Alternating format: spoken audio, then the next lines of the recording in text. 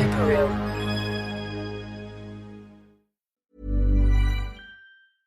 Finding your perfect home was hard, but thanks to Burrow, furnishing it has never been easier. Burrow's easy-to-assemble modular sofas and sectionals are made from premium, durable materials, including stain and scratch-resistant fabrics. So they're not just comfortable and stylish, they're built to last. Plus, every single Burrow order ships free right to your door. Right now, get 15% off your first order at burrow.com/ACAST. That's 15% off at burrow.com/ACAST. Ryan Reynolds here from Mint Mobile. With the price of just about everything going up during inflation, we thought we'd bring our prices down. So to help us, we brought in a reverse auctioneer, which is apparently a thing. Mint Mobile Unlimited Premium Wireless. How to get 30, 30, bit to get 30, bit to get 20, 20, 20, bit to get 20, 20, bit to get 15, 15, 15, 15, just $15 a month? Sold! Give it a try at mintmobile.com/switch. $45 up front for 3 months plus taxes and fees. Promo rate for new customers for limited time. Unlimited more than 40 gigabytes per month. Slows full terms at mintmobile.com. How weird does it feel to be called someone's fiancé? The first time you hear it, you do a double take. From there, let's enjoy this moment turns into we're planning a fall wedding. That's where Zola comes in.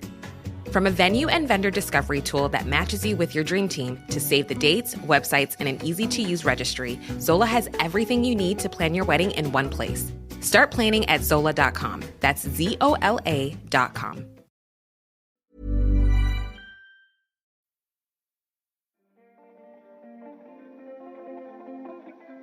Hey, I'm Julian Morgans, and you're listening to What It Was Like, the show that asks people who have lived through big, dramatic events what it was like.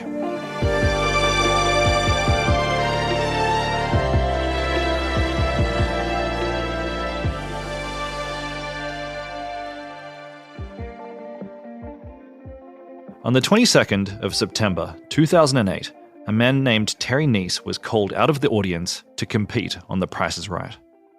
And you can actually watch this on YouTube, and believe me, I have, lots of times. And Terry's this kind of cheerful-looking guy in his late 50s. He'd actually spent a lot of his career as a TV weatherman, and he looks it. He's got this silvery hair that's parted to one side, and he's wearing a yellow T-shirt that it looks a bit homemade, and it reads, "Las Vegas loves The Price is Right."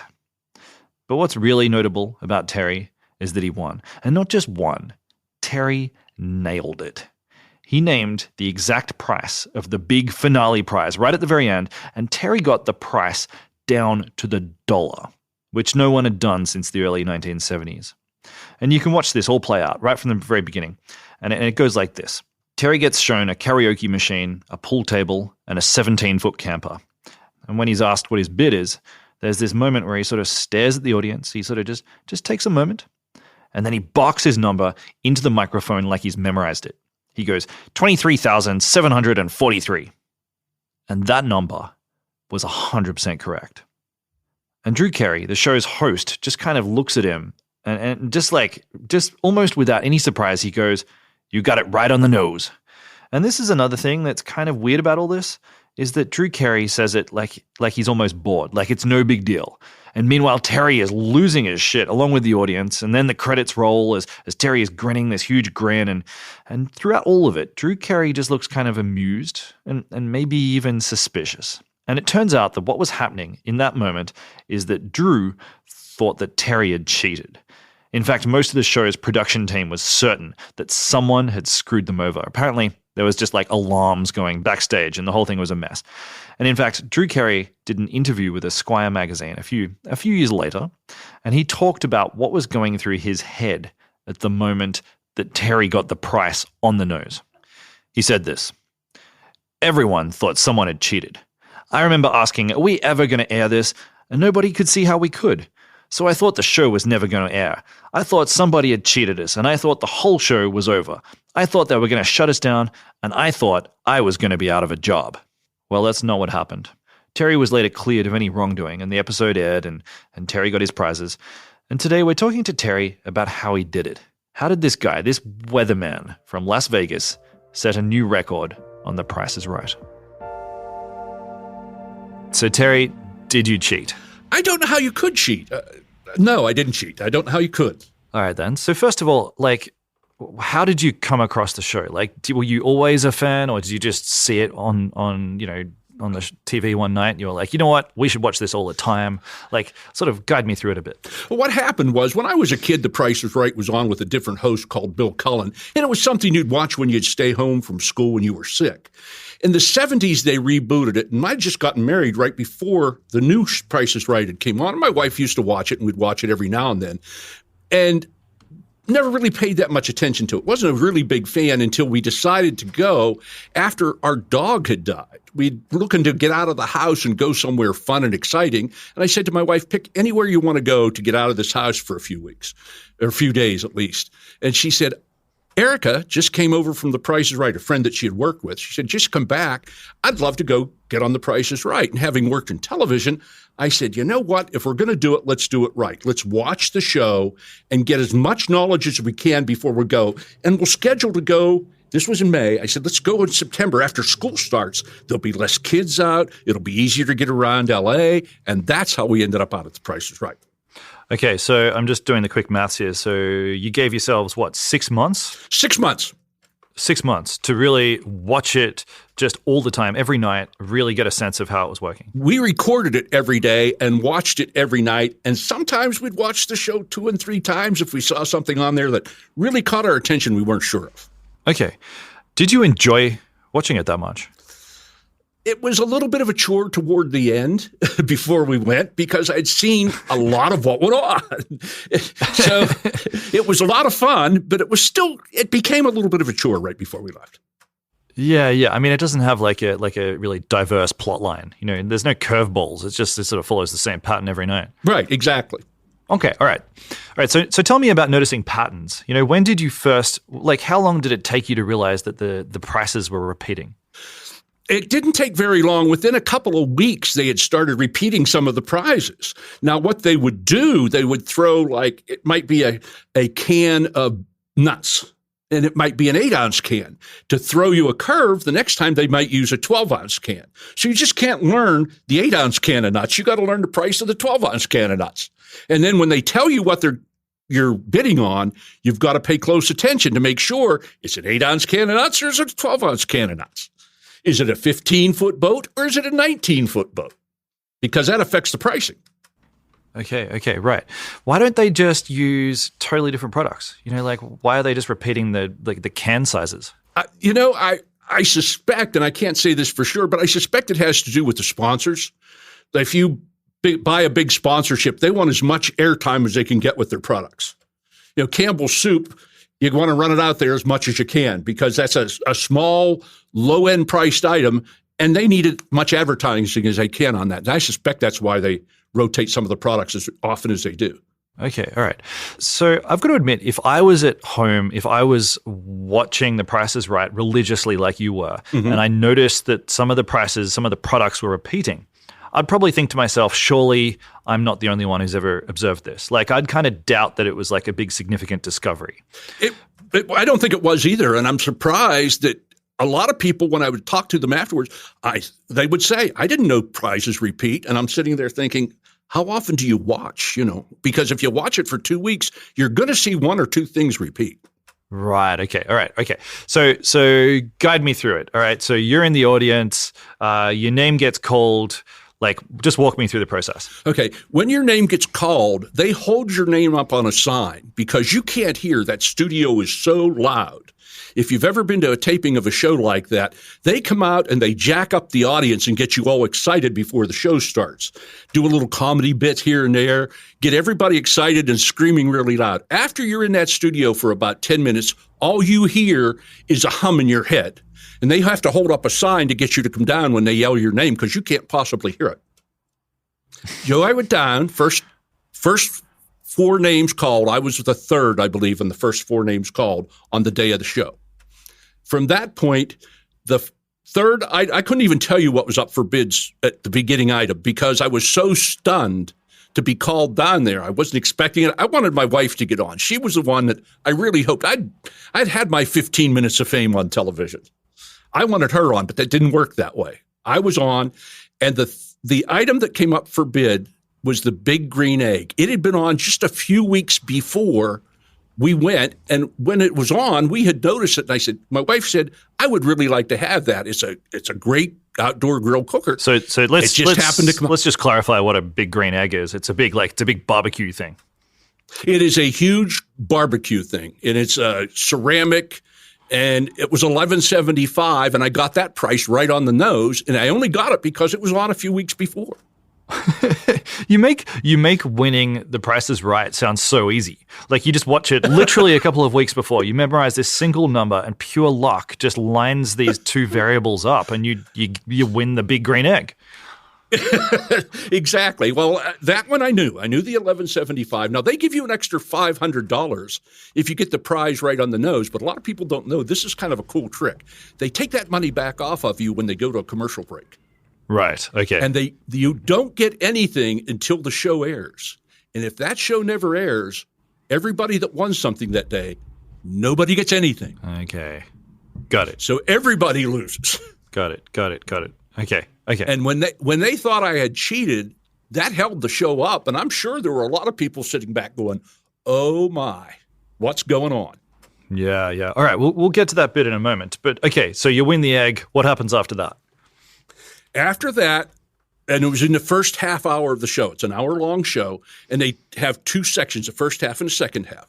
After I won the egg, they sat us off to the side, and I had to fill out paperwork while I was sitting there kind of listening to the rest of the show so I could still see and hear what was going on and see what other people were bidding on.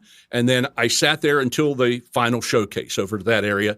And then when they do the final showcase drawing, then Sharon, who won the second half, and I, who won the first half. She won a car in the second half of the show. I won the big green egg in the first half.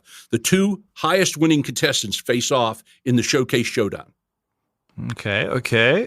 And were you nervous going into this? You know, it's the showdown. It's the big finale. How do you feel? Well, I'm a little nervous. For one thing, my wife said, whatever we win, let's win trips because we like to travel. Well, the prize, the showcase that came up for me was a camper, a karaoke machine. Actually, let me think for a second because I'm going back 13 years. That was Sharon's showcase, and she passed it to me.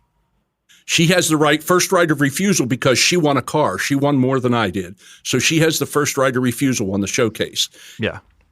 Okay, the karaoke machine had been on before, and I knew it was $1,000. So there's $1,000 in my head. The camper had not been on before. I bid $19,000 in my head on the camper. So that's 19 plus $1,000 for the karaoke is 20. Okay. The boat was 19 feet, and I figured 19,000 there because it's $1,000 a running foot roughly on a boat. Actually, the boat was 17 feet. I misheard him, so that mistake actually worked in my favor because I thought he said 19 feet. So I'm at 19. The karaoke machine is $1,000. That's 20. And I figured $3,000 for the pool table. So you're $23,000. Now, for the 743, and this is where you can't beat plain dumb luck. We were married the 7th of April, 7/4. Linda was born in March, 743. We used that as a lucky number for as long as we've been married. We're going on 50 years. We'll be married 50 years next year. So that's been a lucky number. We played in state lotteries, those little luggage locks with 3 numbers on it. We used that. We used it as a PIN code and added a 0. So that's 743. I just tagged on as a whim after the 23,000. 23,743. Threw the lucky number in there. What did I have to lose? I thought I overbid. I really, truly did.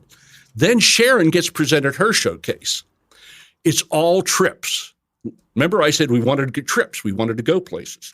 So Sharon bids on her showcase. She bid $30,500. She missed it by $400 some. And when they come out and announced that, I figured, I'm done. I'm toast. She's got me. No way. And then he said, you bid $23,743. And he paused and he said, you got it right on the nose. Hasn't happened since 72, 73. Get your pet spayed or neutered. We're out of here. And that was the end of the show.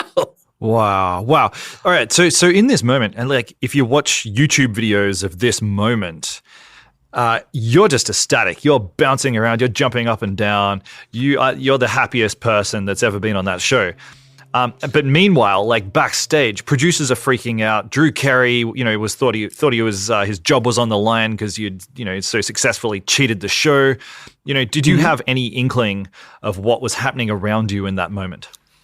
No, because it was our first time ever at The Price is Right. We'd never been there before, but other people in the audience started to rumble because they stopped taping for 45 minutes, and that show's shot in what they call near real time. Yeah. They like to shoot the show in just a little over an hour, so they don't have to edit that much. Yeah. So all of a sudden, there's a 45-minute gap, and they have another show to tape, and now that's going to be late because they tape 2 shows in a day. Okay, all right. So what was the dollar value of all the stuff you won?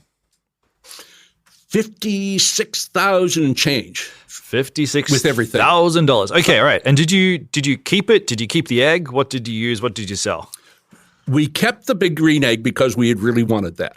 We sold the karaoke machine, we sold the pool table, and we sold the camper. We used that money because you have to pay taxes on this stuff, not only California tax, but state income or federal income tax. So you're paying taxes 2 ways. Even though I don't live in California, I made that income in California, and that's considered income. Right. So there was about $20,000 worth of tax on $56,000. Okay, so let's say you kept roughly $36,000. Did you go on a trip with that money? Oh, we went to Scotland. We went to South Africa. We went to Banff in Canada. It was amazing. It was so much fun. I think the thing that astounds me here is just the element of luck. Like you practiced, there was 6 months worth of watching The Price is Right, which is definitely classed as homework. But there's such an element of luck here. If you had to take a guess at like what percentage of your win, like how much do you attribute to luck here? Well, I'm going to kind of set it up like this, that it was 1,000 to 1 shot when you get right down to it. So that's what it comes down to, because I had the first 2 numbers, 23. And I looked at Linda, and she kind of motioned, like I held up 2 fingers and 3 fingers, and she kind of went yes with her head. So I knew the 23 was right. The 743, that was the luck part, and that was 1,000 to 1 shot. That's amazing. And so, sorry, I'm just going to try something a little out of field or whatever the phrase is here. So your wife here is here behind you, Linda. When Terry won, like you've just witnessed, because you put in 6 months. You put in 6 months of work as well. How did you feel when Terry won? Oh, I was elated. Are you kidding? I was jumping for joy. Yeah. Were you surprised that we won? On the nose, yes. But he's a pretty smart guy, so I figured the 23 was right. We had watched the show so many times. I figured that's got to be close. I just wasn't sure when he gave out our PIN number how happy I was. I think I went...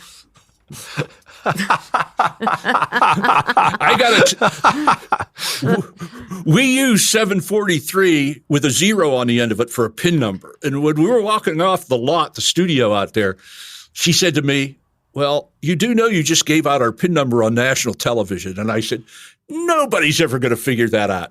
The very day after the show aired, somebody I worked with said, what'd you do, use your PIN number? I went, no, now we have to go change everything. It took us 2 weeks to change all of our passwords and everything that had 743 in it. Yeah, but presumably it was worth the sacrifice.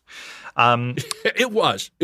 I want to know, like, in the days afterwards, or maybe the hours after, when there was a sort of like maybe a hint that there was a bit of suspicion on you guys. There was, like your win had been so conspicuous, you drew a bit of heat. I want to know how Linda, how you felt in that period. Confused, because how do you cheat on The Price is Right? I mean, it's right there. It's black and white. Yeah. I didn't understand. So, and then I was probably a little miffed that they were saying anything bad about him, because I'm like, okay, you have to know him to know that this guy would never cheat on anything. So I was a little mad then. Yeah. But I'm happy now because the trips were fun. Yeah.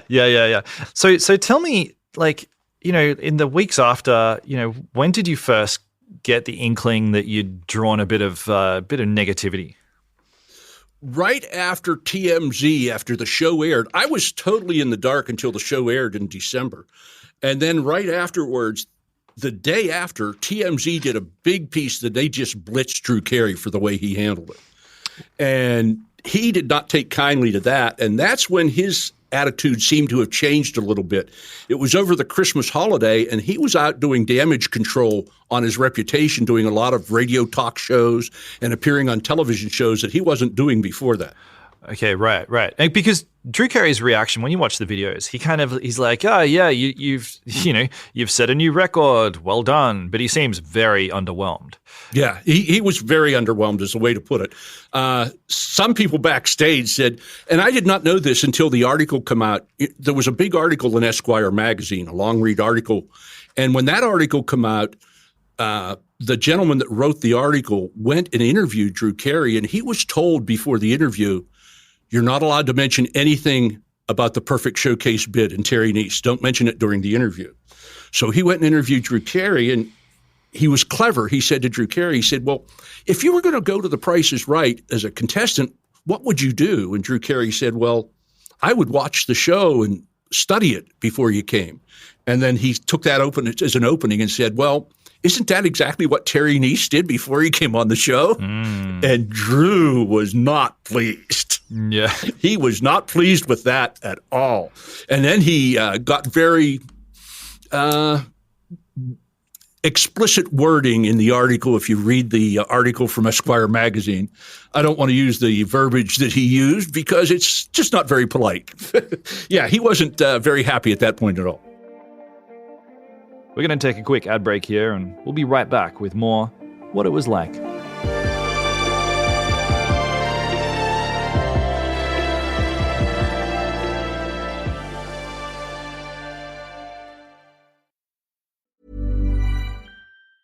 Hey, I'm Ryan Reynolds. Recently, I asked Mint Mobile's legal team if big wireless companies are allowed to raise prices due to inflation. They said yes. And then when I asked if raising prices technically violates those onerous two-year contracts, they said, "What the f*** are you talking about, you insane Hollywood ass?" So to recap, we're cutting the price of Mint Unlimited from $30 a month to just $15 a month. Give it a try at mintmobile.com/switch. $45 up front for 3 months plus taxes and fees. Promo rate for new customers for limited time. Unlimited more than 40 gigabytes per month slows. Full terms at mintmobile.com. Hey, I'm Ryan Reynolds. At Mint Mobile, we like to do the opposite of what Big Wireless does. They charge you a lot, we charge you a little. So naturally, when they announced they'd be raising their prices due to inflation, we decided to deflate our prices due to not hating you. That's right. We're cutting the price of Mint Unlimited from $30 a month to just $15 a month. Give it a try at mintmobile.com/switch. $45 up front for 3 months plus taxes and fees. Promo rate for new customers for limited time. Unlimited more than 40 gigabytes per month slows. Full terms at mintmobile.com. Finding your perfect home was hard, but thanks to Burrow, furnishing it has never been easier. Burrow's easy-to-assemble modular sofas and sectionals are made from premium, durable materials, including stain and scratch-resistant fabrics. So they're not just comfortable and stylish, they're built to last. Plus, every single Burrow order ships free right to your door. Right now, get 15% off your first order at burrow.com/ACAST. That's 15% off at burrow.com/ACAST. How weird does it feel to be called someone's fiance? The first time you hear it, you do a double take. From there, let's enjoy this moment turns into we're planning a fall wedding. That's where Zola comes in. From a venue and vendor discovery tool that matches you with your dream team to save the dates, websites, and an easy-to-use registry, Zola has everything you need to plan your wedding in one place. Start planning at Zola.com. That's ZOLA.com.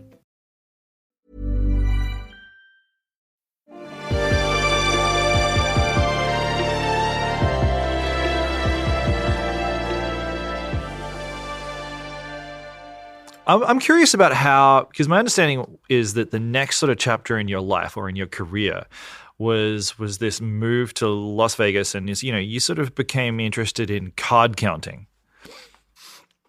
Right. I actually, after getting out of television, I worked in surveillance because I had a lot of knowledge of video and audio, and I worked in surveillance. And in working in surveillance, they teach you how to count cards. So hold on. Surveillance, like casino surveillance? Casino surveillance. You sit in a room and you watch the tables and you watch the people go through the casino and you watch them play the machines and you learn how to count cards. All right. Okay. And so this is the 90s by this point, and you'd left. This is in the 90s, all right. Like 2000. Okay. Right all in right. there. So you'd left the TV weather game, and you were sitting up Right. in these rooms full of like monitors with all these cameras trained on the card tables. Right. Okay. All right. And the roulette wheels and the slot machines, you watch the whole casino. Okay. Is that kind of boring? It can be. On a night, midweek, when there's not a lot of people in town, it can be boring. But on the weekends, there's never a dull moment. Okay. Not in Las Vegas. You see it all. Yeah. You see a little bit of everything, but you do see the cheats, the card counters come in. And they're not cheating, by the way. I should be careful with that. They're not cheating. It is not illegal to count cards. Okay. So what would that look like?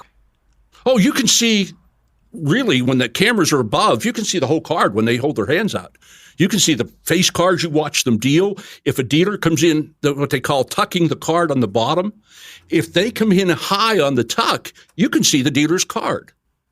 Right. So you got to watch the dealers too, because they could be feeding somebody information by flashing their whole card. Right. Okay. I got it. But like from a visual perspective, like a sort of bird's eye view perspective, which is what you had, what does it look like when someone's counting cards? They are watching aces. They're watching face cards, aces, and points. And what they do, anything above a 10, 11, a 12, or 10, jack, queen, king, and ace are high-end numbers. On the low end, they're small spot numbers. And in the middle, 7, 8, and 9, you don't count those at all.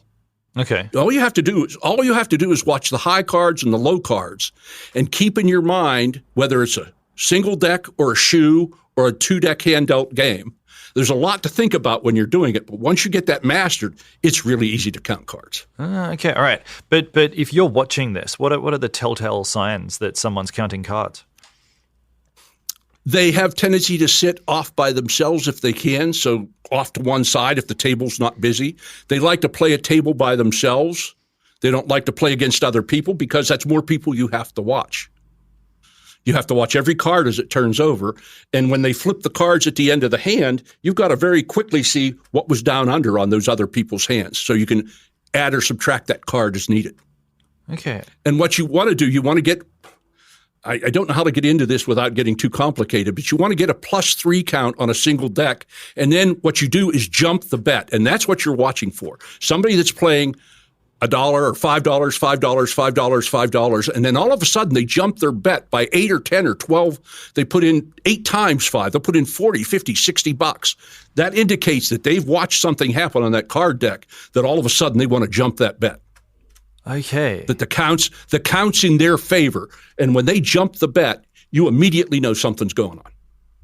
Right. Okay. So when you're watching this, it's not as though there's something that's like really explicitly visual that's happening. It's more just about their behavior. It's more about their body language and about the way that they're betting. Yeah. Professional card counters never drink while they're at a table because that fogs their mind. If you see somebody sitting there drinking alcohol and they're moving their bet, chances are they're amateur card counters. Huh. Okay. Because a real pro that's good card counter will not drink and fog up his mind when he's counting cards. He's there to win money. He's not there to play games. He's there to take the house's money. Okay. All right. So let's say you're in the casino back office. You're watching this happen. There's someone who's just jumped their bet up, and you suddenly know that they're counting cards. What do you do? Then you call the pit and say, you got somebody that's possibly counting on there. We're checking them out right now. We'll call you back. We let them know immediately as soon as we suspect so that they can watch too. And what would happen? They can be, if they're positively, definitely counting, they'll be 86th from the casino. 86th? You can't arrest them. Yeah, you can't arrest them. And by the way, 86 in Vegas, a lot of people are confused about that term. That dates to the old mob days. 86 means take them 80 miles out and put them 6 feet under. All right. Well, hopefully you weren't personally responsible for people getting 86'd. No, they don't do that anymore. Okay. All right. They just throw them out of the casino. Yeah. Right. Right. Okay. So you learned how to count cards yourself through this process? Yes, I can count cards, and I've been thrown out of 2 casinos for counting cards. All right. Okay. All right. So tell me about your experience counting cards. You know, have you won large amounts of money? Is it enjoyable? Well, no. Local card counters don't go in to hit them up for 1,000 or 2 or 3 at a time. You go in and hit them for 300 or 400 at a time, and you hit a lot of little places. That way, they're not likely to. They're looking for the big card counters. They're looking for the big fish. The little fish can somehow swim underneath the radar for a while. Okay. For a while. Yeah. Eventually, they get a beat on you. They're watching me too when I'm sitting there playing. And if I'm in a different casino, they don't know who I am. They don't know me from Adam. Okay. All right. Like, do you still do this? You know, if I was you, if I could count cards, I'd just do it all the time. I'd go to different places. I'd count cards. I'd win money. It'd be great. I'd love it. I would be lying to say I don't do it. I just don't do it often. Because it's kind of, I hate to say this way, but it's kind of embarrassing when they pull you off the table and say, come here, we need to talk to you. Okay. Well, you're allowed to come here, but you're not allowed to play blackjack here anymore. And I knew why. They don't have to say anything more. They know I know. And I know they know. So, okay, I'll just go. Yeah, I'm imagining it's one of those things where the other players are all giving you a look and you're sort of being manhandled down through the casino to some back room. No, they didn't really manhandle you. They just come over and say, well, when you have a minute, step back here. Like when this hand's done, we want to talk to you for a second. They do it right out on the floor. They're not mean or anything. They just said, we've been watching you play and you're allowed to come here, but you're not allowed to play blackjack here anymore. They didn't even say I was counting. They just said, come on back, but don't play blackjack because if you do, you're out permanently. Yeah, right. Okay. So, all right. So the correlation that I'm hearing between you winning The Price is Right and you counting cards is that you're good with numbers and you're good with patterns. Plus, you've also got a rebellious streak in you that, you quite like finding a scam is the wrong word, but if there's a loophole, you're pretty interested in finding it. I like loopholes. Loopholes have always worked well for me. Okay. All right. So tell me about other loopholes. I mean, like, do you sort of go through life just sort of seeing little things, little ways that you can kind of work the system a bit? Golly, in a casino, there's ways to work the system, but there's ways to get arrested when you do it. So you've got to be careful doing that. Yeah. I guess I'm talking more sort of broadly about the world at large. Like, I remember there was a story that I read once about a guy who had seen that there was like some company of like jelly, like airplane jelly or something was running some promotion where if you got enough of these barcodes, you'd win a trip, and this person just collected up a bunch of the barcodes from like supermarkets without actually buying the product. Just like little things like that, little ways of like just cheating the system very softly in a way that's not illegal. Like it sort of feels to me like that's you as well. Like this is a hobby that you're interested in. That's right. I look for different ways. Sometimes I come up with things that are good. Sometimes they don't work as well as I hoped, and I lose a little bit of money if I'm playing at a table. But I'm always looking for an edge if you can find it. There's nothing wrong with finding an edge. Which you go into a casino and you see a dealer, I always walk around and scope a dealer before I sit down at his table. I look to see if he's dealing well. A new dealer makes mistakes, and if you can get a new dealer, you can hustle him a little bit, get him to come in high on a tuck. You can see the bottom card. If he does it and you take advantage of it, the dealer does it, you're not cheating. Yeah. He's not doing his job right. Yeah. Are you good at maths? I was decent in math. Yeah, I was very decent in math. Yeah, I'm good at math in my head too. Yeah, I can. But what I do, I kind of round numbers off and do quick math that way, and then try and do the subtraction if I'm doing quick math. Yeah, right. Yeah, see, I'm very bad at maths, which would really would detract from my ability to win at a lot of this stuff. I think I'd struggle to count cards. The other thing I was wondering about your Price is Right win is that I understand your niece actually also cleaned up not long after you did, like a couple of months later. You know, a family member, your niece, went and won. No, my last name's pronounced Kniess. Right. So Kniess's niece, which is my sister's daughter, her last name is Coltrion. It's a different last name. 1 month to the day after I was on The Price is Right, she went on The Price is Right. She got called down, one of the first 4 contestants like I was. She actually sat in the same seat that I sat in 1 month earlier. She was up on the third item up for bid. Drew Carey made a mistake in her game and had to give her all the prizes to make up for the mistake. Then at halftime, she was the high scorer, so she got to play in the final showcase. And while I won my showcase with an exact to the dollar bid, she won her showcase with a $1 bid. How? How is this possible? If the other person overbids on the showcase and you come in under, you will win. You can't overbid. You've got to be the closest to the exact price without going over. The other person that she was playing against, she felt the other person went over, so she bid $1 on her showcase, and the other person did go over, so she won her showcase. Got it. Okay, sure. But that's not the question I'm asking. I guess, like, you know, it seems like a wild coincidence that your niece came in and won in pretty much the same way you did just a few months later. Like, what was happening here? Well, my niece and I have always been close. And when she found out I went to The Price is Right, she didn't know I had won. I wasn't allowed to say anything. You sign an agreement that once you're on that show, you don't say anything until it airs. So she had known I went to The Price is Right, and she was touring around the country with her boyfriend, and they went to California, and she decided she wanted to go get tickets and get on The Price is Right, and that's how she ended up there. But she didn't tell me she was on until afterwards. So I didn't know about her win until Thanksgiving of 2008, and she had been on and I had been on.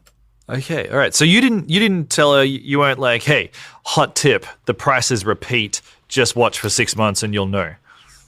I never talked to her before she went on. I didn't know she was going on until she called me the night she'd been out there and said, I was on The Price is Right, and I want to tell you something, but I can't. And I said, I know why, because we signed those agreements. Jeez, that is crazy. So you're suggesting that they were like your win, which, you know, you included like your PIN number in your win, so it had a large degree of luck in it, and then her win, which also sounds just completely stupidly lucky. Like in the broader scheme of luck, and you guys happen to win like so close to each other as well.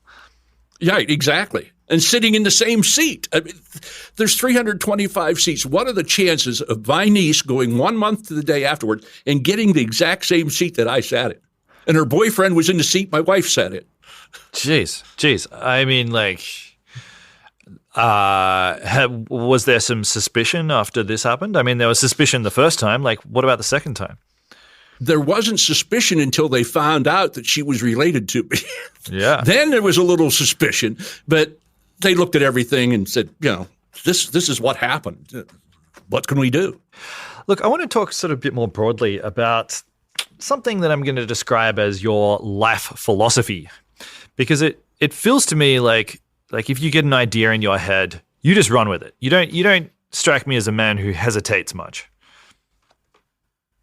I would agree with that. I don't hesitate much. I'll get something going in my head, and I'll work it until I feel comfortable that it's going to work, and then I go for it. And it doesn't take me long to make a decision whether it's good move or a bad move. Yeah. Okay. All right. So tell me about that. I mean, like, a lot of people get ideas. There's probably a lot of people in the US who, like you, had observed that products repeat, prices repeat on The Price is Right, but hadn't acted on it. You know, they hadn't signed up, they hadn't gone to the show, and they certainly hadn't put their hand up to try to get up onto the stage. You know, like, why is it that you don't hesitate? Why is it that you don't doubt yourself or sort of just like, I don't know, lose interest in things? I'm afraid I'm going to miss out on something. I love being involved with, like skydiving. I had to skydive. I just had to do it. I didn't want to miss out on that. It's part of my bucket list. And every time I get something off of my bucket list, it ends up something else creeps on it. And I'm afraid not to do something because I won't get it all in before I hit permanent horizontal hold. No, I relate to that. I got to point out that skydiving is probably something that's likely to take you there faster than not skydiving. Yeah, that's true.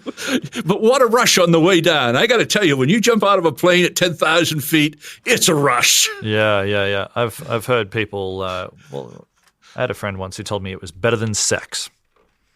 I don't know about that. Better than sex? Nah. But it's good. Yeah. It's scarier than sex. Okay. And what about, like, do you have ambitions to win other shows? There's still Wheel of Fortune, or there's other game shows out there that could probably use your attention. I play around with Jeopardy, but I'm not quite Jeopardy good enough yet. I would like to maybe do Jeopardy. Wheel of Fortune's not a good game for me. For some reason, I can sit there and look at that, and every now and then I have a real sharp day, and I'm really good at it. But most of the times I'm way off. Yeah. But Jeopardy, I could see maybe I might want to try that sometime. Okay. I'm not going to be the world's champion, I can tell you that. But it'd be fun just to do it. Okay, all right. So you rehearsing for Jeopardy in the same way as you practiced for The Price is Right? Not quite. I'm not serious enough to go for that yet, but I'm considering it. So I'm not. If I decide I'm going to do it, then I'm going to do it like I did Price is Right. I will. But I'm just not 100% convinced that I would be good enough. I want to go if I can win at least one day, just be the champ for one day. I'm happy with that, but I'm not quite sure I'm that good yet. Do you think you could win again? Like, could you win in this day and age? I think they've changed things since then. They now have prize meetings, so they mix the prizes up more often. I found that out after the fact. So do I think I could win again? If I studied it, started watching it again for another 6 months, I think I probably would do okay a second time. I don't know that I could take it all, but it might be fun to give it a shot. I don't think CBS would let me within a mile of their station, their studios, because I think they have a shoot to kill order on me from the last time. Did the game change after you played it? Like, did they re-examine the rules and make some changes? They didn't change the rules. They changed the way they did prizes. My understanding, according to everything I've been able to garner and read, and I have read up a lot on this because my name was showing up everywhere, and I wanted to find out what was going on. But they did change the way the prizes are rotated, and they've added different things that they didn't add before. Like if you bid on a car, to screw it up a little bit for you, they add floor mats and body side molding and different things. So it makes it really hard to guess. Trips are hard to guess regardless, but cars can be hard to guess the way they're doing it now too. Yeah. Okay, all right. So basically, they responded to you by making it almost impossible to basically repeat what you did. Correct. Okay. Yeah, they pretty much kind of built a wall that makes it hard to crawl over. Okay. All right. So you how do you feel about that? Do you feel like that's fair? It is fair. It's their game. It's their TV show. It makes it a little harder for me, but I do think it's fair. Yeah. I can see the merit to it. No, I don't fault anybody for tightening their standards when they realize that something they can be beat too easily.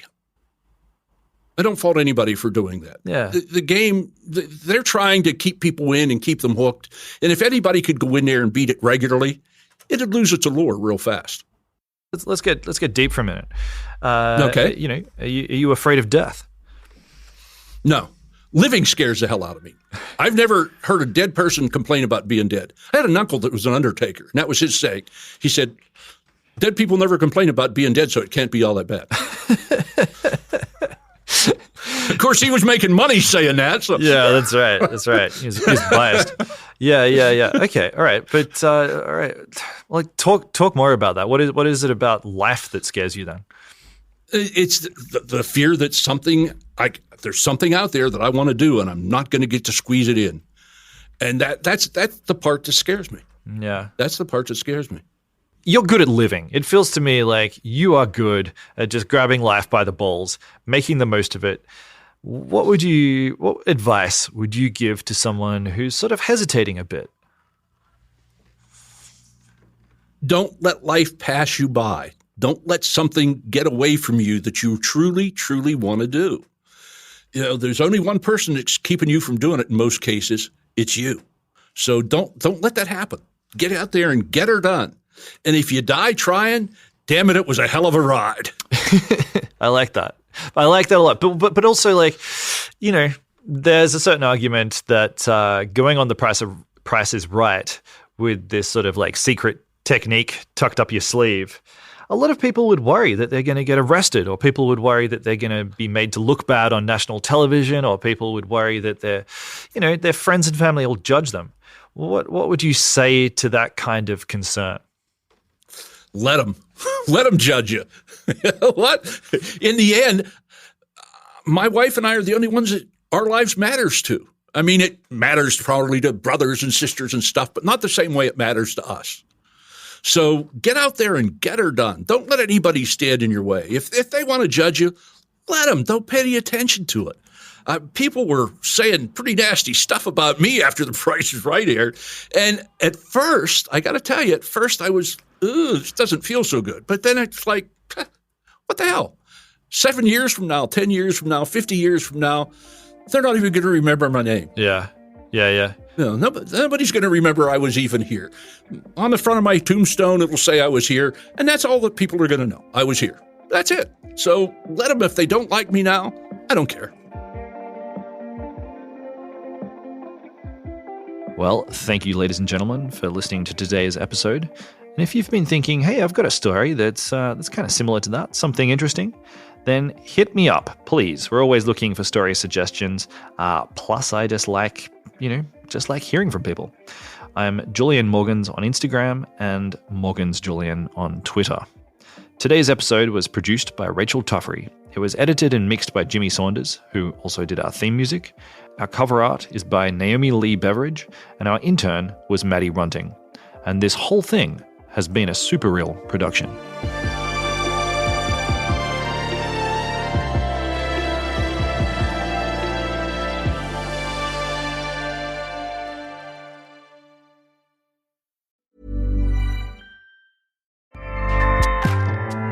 Acast powers the world's best podcasts. Here's a show that we recommend.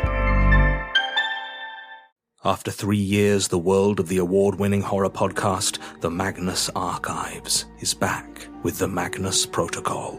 Immerse yourself in a brand new terror and uncover the secrets behind the mysterious work of the Office of Incident Assessment and Response, and try to find out what really happened to the Magnus Institute.